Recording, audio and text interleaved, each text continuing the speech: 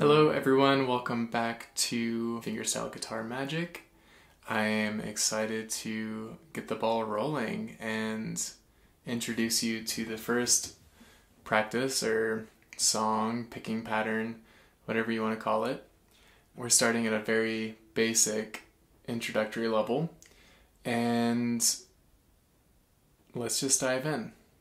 So the A minor shape is one of the most fundamental shapes that we use on guitar, and it translates into many different types of sounds. So as a reminder, if you can type on a keyboard, you can probably finger pick on some guitar. So with this technique, we're going to be using our thumb, pointer finger, middle finger, and then ring finger, and just walking down like one thumb, pointer, middle, ring. And it's just like do do do do. Super simple movement in terms of the fingers. Thumb on the 5th string, pointer finger on the 4th string, middle finger on the 3rd string, and ring finger on the 4th string. And the phrase sounds like this. So when I'm playing this fingerstyle guitar technique that I use when I'm playing a meditative style or when I'm doing vocal toning, the notes are being plucked basically on the downbeats. And what I mean by that is if you're counting out like 1, 2, 3, 4, it's just hitting those, and it's not hitting any of the in-between rhythms. For the most part, it's just 1, 2, 3, 4. 1, 2, 3, 4, rest, rest. 1, 2, 3, 4, rest, rest. 1, 2, 3, 4. So just practice that.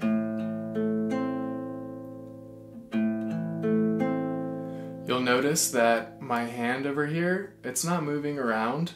It's not going anywhere. It's staying, my fingers are pretty much hovering and remain hovering right over the strings that I'm reaching for and that I'm playing. So coming back into this,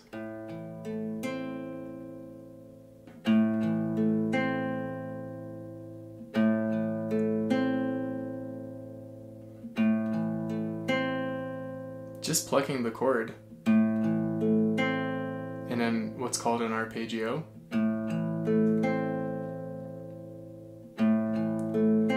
And this is the base of this particular picking pattern, and we can add on to it from here, but we don't have to add on to it. You could just do that. Space. Rest. And every time we're starting over, the phrase is basically starting again and just repeating.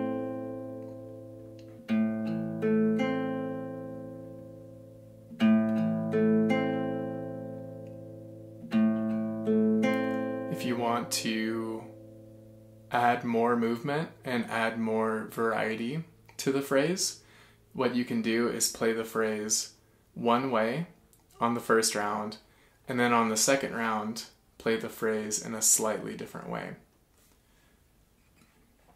So, for example, like this. That's round 1. That was round 2. And so it creates a little variety so that even though we're staying on the same chord, we're feeling this experience of movement and flow. And the movement and flow is what makes it feel like music. And the whole point of this course is to show that you can pretty much make music even just staying on one chord, with some little embellishments here and there. So try this. We've been doing that. And then what I'm doing there is I'm plucking the bottom string and then the 2nd string with my middle finger. because that's how I do it.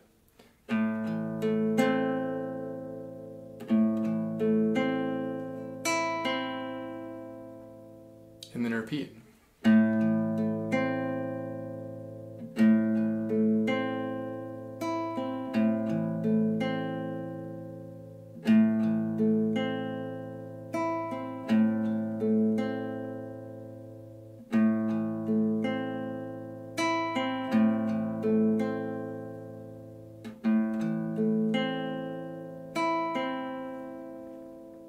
From there, if you want to continue to add some embellishment and some flurries, some flourishes, some flair, what you can do is, you see that this pinky is just kind of hanging out here. It's not involved in the main chord, but what that leaves, it leaves us the ability to add this pinky to some other frets on the fretboard.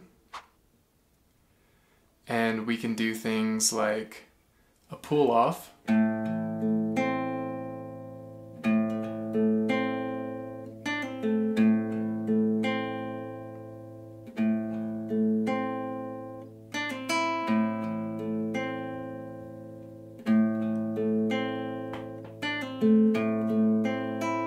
what I'm doing is I'm doing a pull off with my pinky on the 3rd fret, 2nd string, and you just put it there quickly.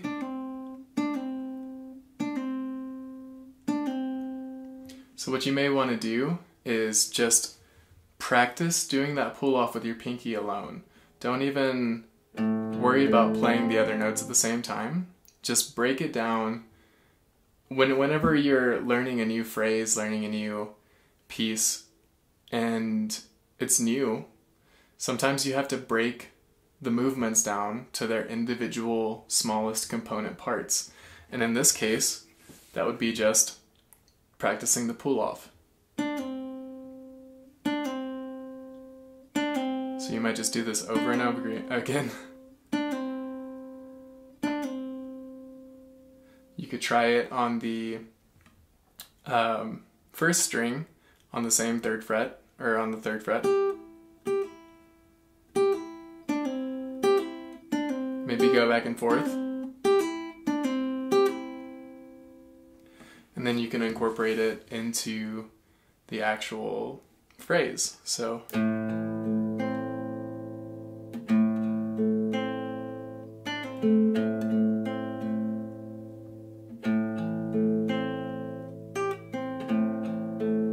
you can alternate back and forth.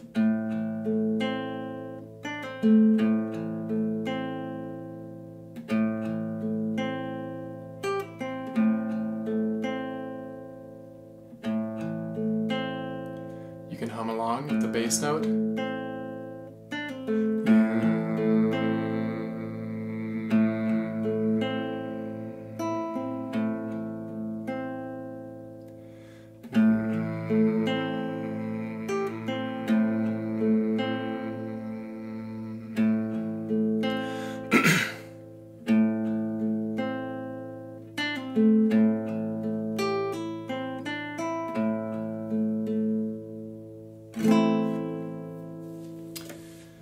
So this A minor shape, some other places that you can explore in order to add more variety to the phrase. You can take your middle finger and do what's called a hammer-on. So it's where you play the note open, and then you hammer your finger down. So you may want to practice that a little bit, just individually. It's the opposite of a pull-off. A hammer-on is the opposite of a pull-off.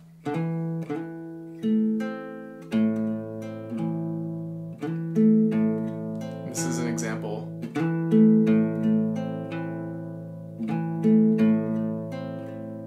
Of how you might incorporate it into the phrase. So let's start the phrase back over in its most simple form again.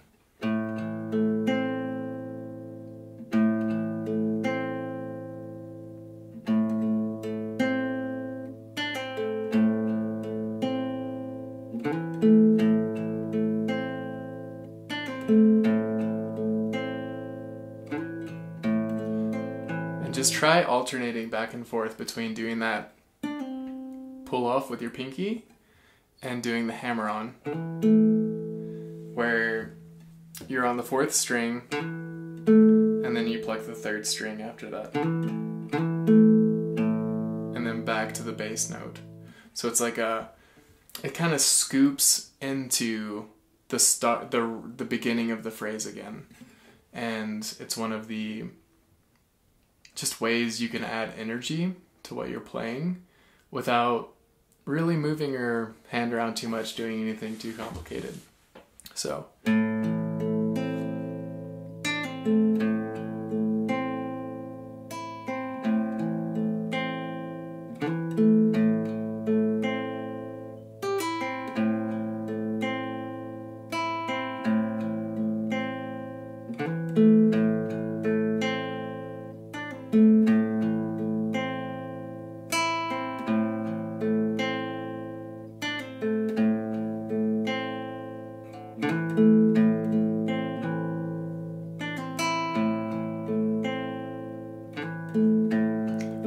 play around.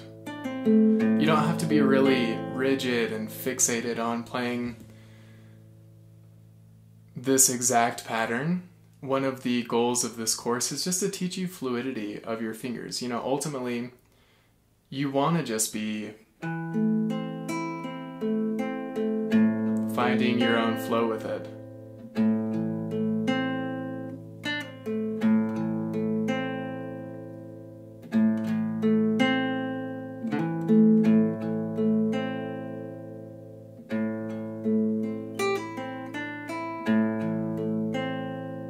Playing around with the frets close to you that are accessible with the pinky.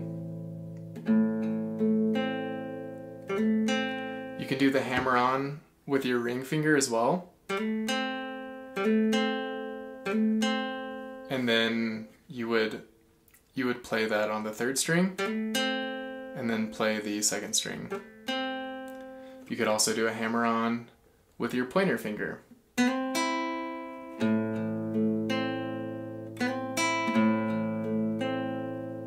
You can also do a pull off with your pointer finger. So you get the picture, like wherever we're touching on these frets, we can easily just do a hammer on,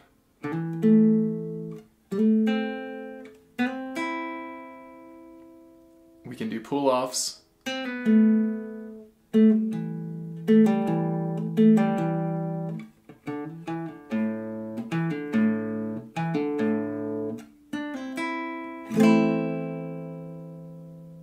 so there's a lot of different options, even within just this one chord, without moving chords at all, to create beautiful music and create a very chill and relaxing, enjoyable ambiance to hum along, sing along to, just to vibe out on for yourself. So practice this, just walking down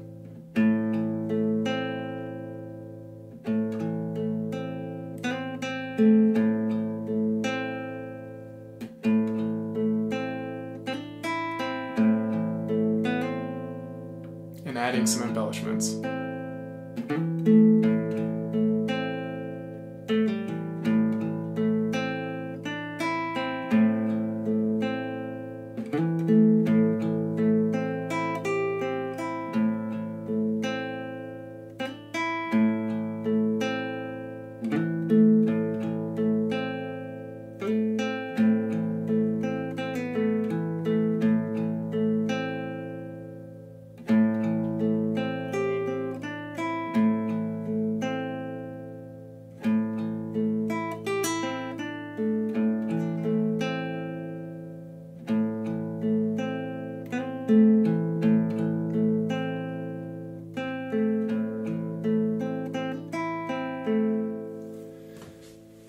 And while most of the movement on this pattern is basically walking up the chord, you can also walk back down.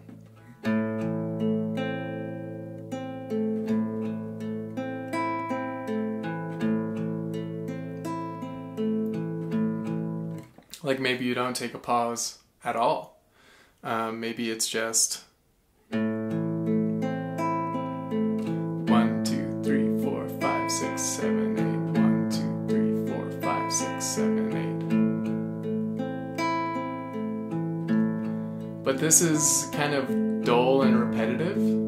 So if you want to make it feel more musical, you add space and movement, little embellishments. So, space. The space, what it does is it gives the music room to breathe, and it kind of is a little bit of a cliffhanger. So it's a great way of like adding just a little bit of tension. That space, it's waiting to be filled again. It's waiting to be for the phrase to be restarted. So you can just walk on those downbeats.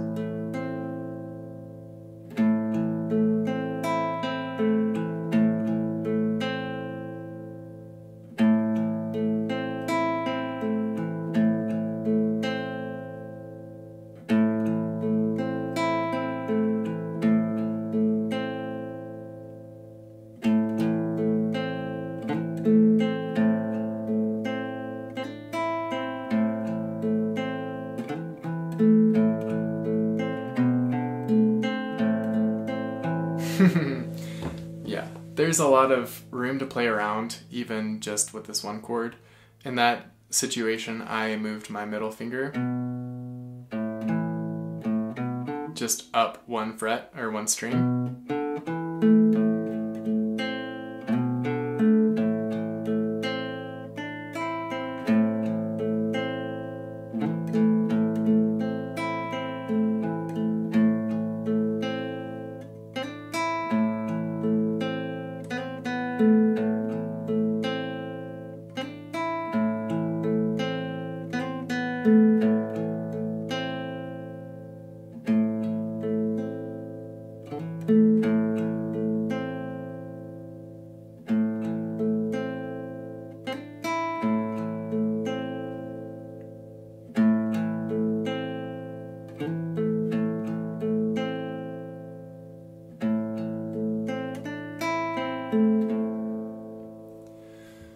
And don't worry if you're,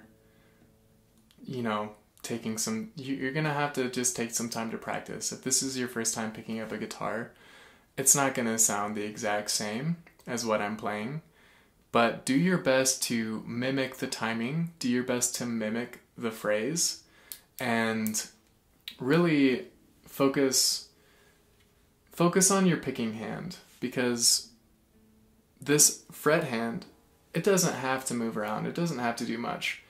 And really at this stage of the game, what we're trying to do is gain a little bit of muscle memory, particularly in the picking hand, so that you can do this without even having to think about it. And that's the goal, is to develop the muscle memory so that you don't have to think about it. You can just brush your fingers across these strings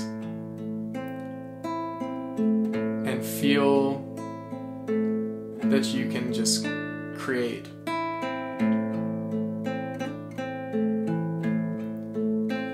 Like, I'm not thinking about what I'm playing. It's just muscle memory for me at this point, and it will become muscle memory for you too. So I hope you've enjoyed this first finger picking pattern. There is a lot to explore. There's a lot that can be done here, but you can make it as simple and as, you can make it as simple as you want. You can make it as complicated as you want, adding those embellishments with the pull-on, hammer-ons and pull-offs. And if you're able to get to this point where it's kind of flowing, maybe you add your voice in and you just start humming with it.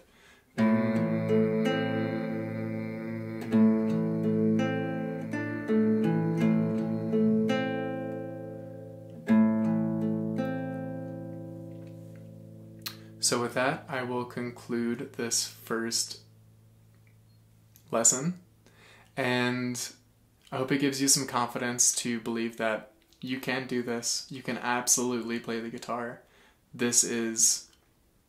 I'm really not moving my hands much at all. To make the sounds that you've been hearing, my hands aren't hardly moving at all. And that's why this course is called Fingerstyle Guitar Magic, because it allows you to create something that sounds complicated without actually doing anything that complicated. So you will find your effortlessness. You will find effortlessness in this flow if you just give it a little time and practice. I hope you've enjoyed this, and I'll see you in the next lesson.